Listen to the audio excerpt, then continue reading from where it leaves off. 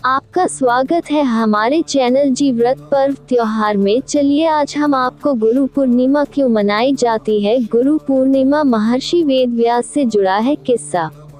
गुरु पूर्णिमा आषाढ़ पूर्णिमा के दिन ही वेदों के रचयिता महर्षि वेद व्यास का जन्म हुआ था। सबसे पहले वेदों की शिक्षा महर्षि वेद व्यास ने ही दी थी, इसलिए हिंदू धर्म में उन्हें प्रथम गुरु का दर्जा दिया गया है। यही वजह है कि गुरु पूर्णिमा को व्यास पूर्णिमा भी कहा जाता है। पूरे भारत में गुरु पूर्णिमा का विशेष महत्व है। गुरु पूर्णिमा को आषाढ़ पूर्णिमा और व्यास पूर्णिमा के नाम से भी जाना जाता है। इस वर्ष गुरु पूर्णिमा यानी आज मनाई जा रही है।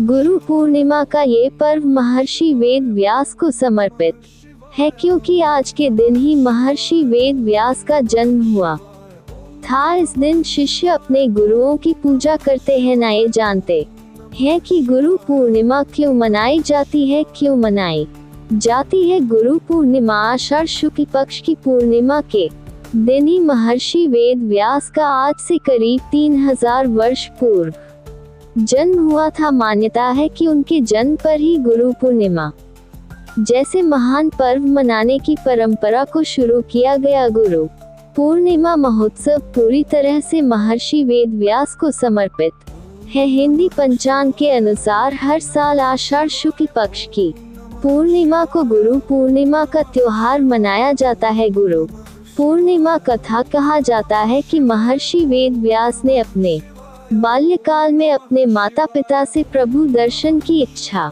प्रकट की, लेकिन माता सत्यवती ने वेद व्यास की इच्छा को ठुकरा दिया। तब वेद व्यास ने हठ करने लगे और उनके हठ पर माता ने उन्हें वन जाने की आज्ञा दे दी। साथ ही कहा कि जब घर का स्मरण आए तो लौट आना। इसके बाद वेद व्यास तपस्या हेतु वन चले गए और वन में जाकर उन्होंने कठिन तपस्या कि इस तपस्या के पुण्य प्रताप से वेद व्यास को संस्कृत भाषा में प्रवीणता हासिल हुई। तत्पश्चात उन्होंने चारों वेदों का विस्तार किया और महाभारत 18 महापुराणों सहित ब्रह्मसूत्र की रचना की। महर्षि वेद व्यास को चारों वेदों का ज्ञान था। यही कारण है कि इस दिन गुरु पूजने की परंपरा सदियों से चली आ रही है। गुरु पूर्णिमा पर गुरुओं की कैसे करें उपासना। इस दिन केवल गुरु की ही नहीं अपितु परिवार में जो भी बड़ा है, अर्थात माता पिता भाई बहन आदि को भी गुरु समान समझना चाहिए। 2 गुरु की कृपा से ही विद्यार्थी को विद्या आती है। 3 गुरु से मंत्र प्राप्त करने के लिए भी ये दिन श्रेष्ठ है।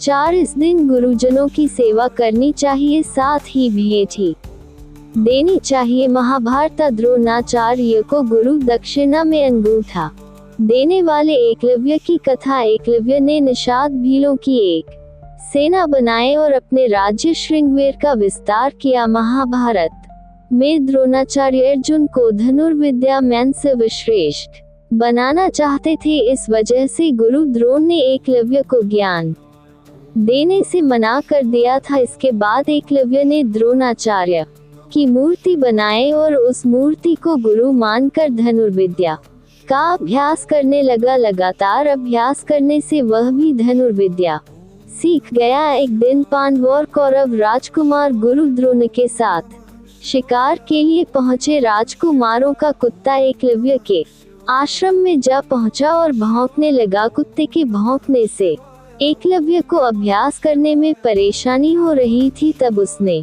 बाणों से कुत्ते का मुंह बंद कर दिया। एकलव्य ने इतनी कुशलता से बाण चलाए थे कि कुत्ते को बाणों से किसी प्रकार की चोट नहीं लगी। जब कुत्ता को गुरु द्रोण ने देखा तो वे धनुर्विद्या का एक कौशल देखकर दंग रह गए। तब बाण चलाने वाले की खोज करते हुए वे एकलव्य के पास पहुंच गए। गुरु द्रोण को लगा कि एकलव्य अर्जुन से श्रेष्ठ बन सकता है।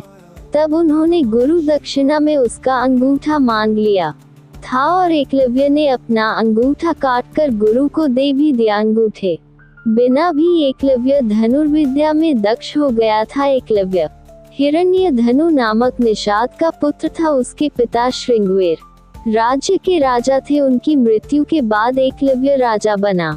उसने निषाद भीलों की सेना बनाई और अपने राज्य का विस्तार किया। एक प्रचलित कथा के अनुसार एकलव्य श्री कृष्ण को शत्रु मानने वाले जरासंध के साथ मिल गया था। जरासंध की सेना की तरफ से उसने जय मथुरा पर आक्रमण भी किया। एकलव्य ने यादव सेना के अधिकतर योद्धाओं को मार दिया था। श्री कृष्ण जानते थे अगर एकलव्य को नहीं मारा गया तो यह महाभारत युद्ध में वह कौरवों की ओर से लड़ेगा और पांडवों की परेशानियां बढ़ा सकता है। श्री कृष्ण और एकलव्य के बीच युद्ध हुआ जिसमें एकलव्य मारा गया। एकलव्य के बाद उसका पुत्र केतुमान राजा बना। महाभारत युद्ध में केतुमान कौरवों की सेना की ओर से पांडवों से लड़ा था। इसका वध भीम ने किया था। हमारे चैनल को लाइक करें, सब्सक्राइब करें और कमेंट करना न भूलें। ओम नमः भगवते वासुदेवाय नमः।